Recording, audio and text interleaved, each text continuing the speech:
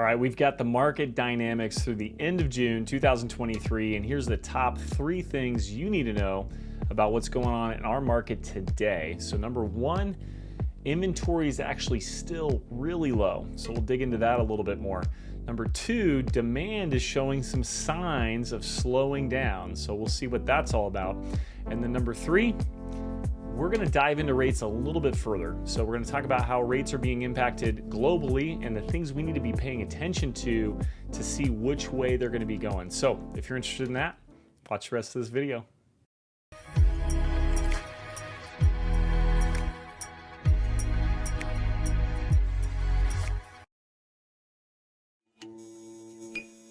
So let's go ahead and dig in a little bit on inventory like we always like to. So just a reminder, this chart shows the black line's closed sales for the month. The gray line is pending sales for the month. And then we have this red line, which is tracking inventory. So as I mentioned, inventory is still relatively low. We're going to both look at this and the new construction. So this is showing resale and throughout Ada County. So we have 829 listings. The same time last year, we had 1,386. So inventory is down pretty significantly year over year. Now we're up month over month. So we have to look at what's happening to demand. And when I mentioned, in the beginning of this video that demand was showing some signs of slowing, all I'm looking at is how many went pending. So the inventory went up a little bit, and we saw that the pending sales went down a little bit. So the inventory might have went up simply because there was less homes pending, right? If you look, there's about 40 less pendings, and there's about, 60 more listings. So slightly more listings and a few less pendings. Now, why would that inventory go up, or why would the pendings go down? I think, you have a lot of people in June that go on vacation. We see that pretty frequently. We also see a lot of people listing their home too, because now they're, this is the time they want to move over the summer. So it's kind of a little bit of both. The buyers kind of take a break, and then the sellers are like, this is the perfect time to sell because we're on vacation. So people can look at our homes while we're gone. So it's kind of this funny little dynamic. All right. So what does that mean for new construction? Well, let's dig in a little bit deeper on the new construction side of things. So same sort of thing here. Now you might be like, Chase, why is there so many pendings versus closings? The reason for that is new construction oftentimes will list their properties before they're completed.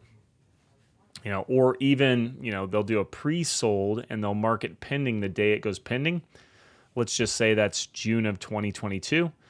But then it takes a year to build, or 6 months or 8 months to build, and then it finally ends up being a closing, 6, 8, 12 months later. So you're almost always going to have, quite a bit more homes pending than you will actually sold. So very, very, very, very common. Now, inventory, again, same thing for new construction. Year over year, we are down. And, we saw builders kind of do, a little bit scared going into the end of the year, going into winter, wanting to make sure they don't have too much inventory. Their profit margins maybe had creeped up enough that they could just kind of say, hey, let's cut bait and get these homes sold. So we saw a lot of homes get sold in the new construction world, really in the last quarter of the year. You can see these pendings, and then of course the closings show up in March, and it's not because they sold in February or January. I can promise you that. It was October, November, December. We were seeing pricing very, very aggressive to get these sold. But then you can just see there's steady Eddie on the inventory.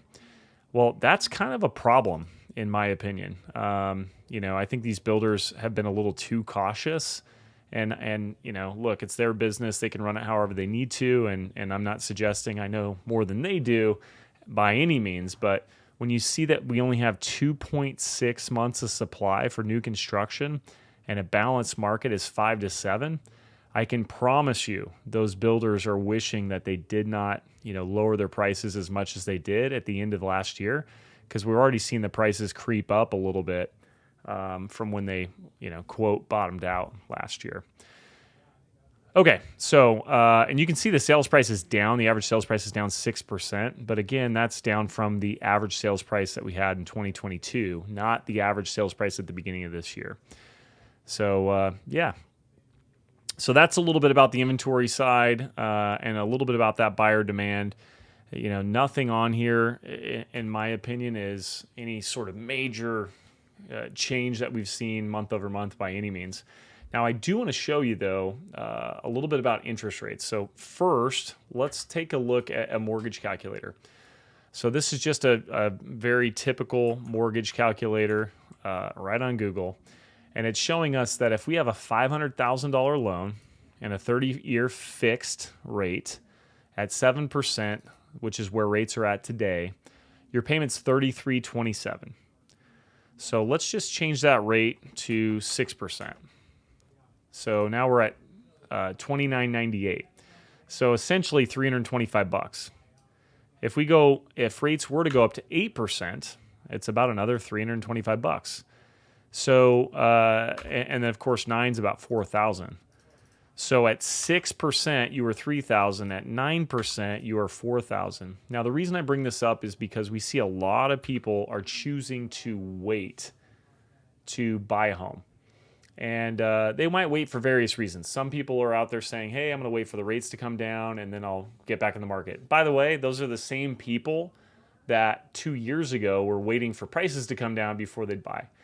And, rates and prices mean the correlation between the two is super, super significant in terms of affordability. Because even though prices are lower today, the affordability is actually also lower today because the cost to borrow money is higher.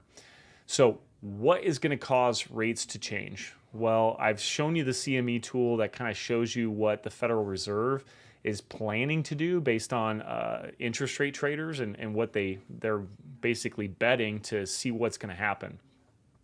Well, the biggest thing I wanted to talk to you guys about is how can the Federal Reserve stop raising rates and start lowering rates?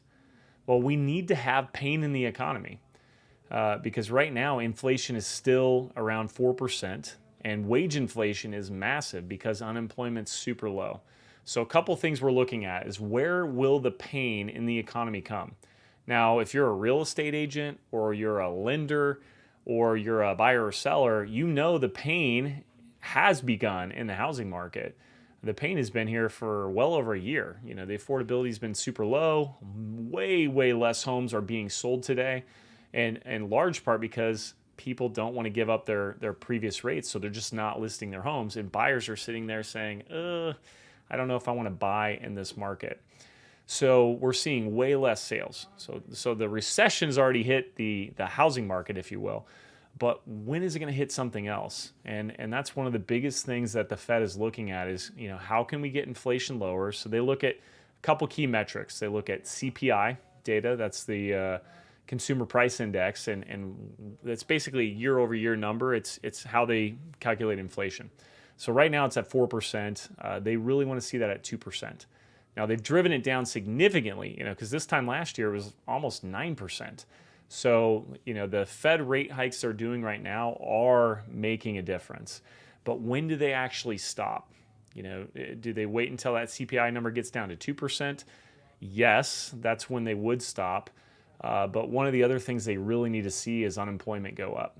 Because we're seeing pressure on income every single month. Wages are going up because there's just not enough workers for the jobs that are available. So they need to see some pain. And a lot of these businesses, just so you're aware, they work off of debt. And when debt was 3%, a year and a half to 2 years ago, they could borrow significantly more money, right? Because they can make certain payments every single month, and then they can do more with their business. Do more projects, pay more people, etc. But obviously when, debt's now at 6 or 7%, so it's double what they were borrowing it at before, now they can do less in terms of expansion. And for those businesses out there that were operating off that debt and needed 3% just to break even, we haven't seen a lot of those collapse at this time just yet. So that's all I've got at this point in terms of interest rates. If you want to see interest rates, come down, watch for CPI. That's one of the major metrics. What's happening to the Consumer Price Index? We also want to watch what's happening to unemployment Those are the biggest indicators that are going to cause interest rates to pause. And then those interest rates eventually do affect your 30-year fixed. But we always want to say this, when's the best time to buy or sell real estate? Well, the best time to buy is when you have a good enough reason and you can afford it. And if you have a good enough reason you can afford it, then you need to move forward and buy with confidence and not try and time the market. So for those of you out there who are looking for a great real estate professional in the Boise area, we also service Mountain Home, Twin Falls, McCall. You need to reach out to us at City Trees Real Estate. We would love to help you out on your search. If you don't have a City Trees Real Estate agent yet, give us a shot. We'd love to interview for the right to work for you. So thank you so much for watching this video, and I look forward to seeing you next month.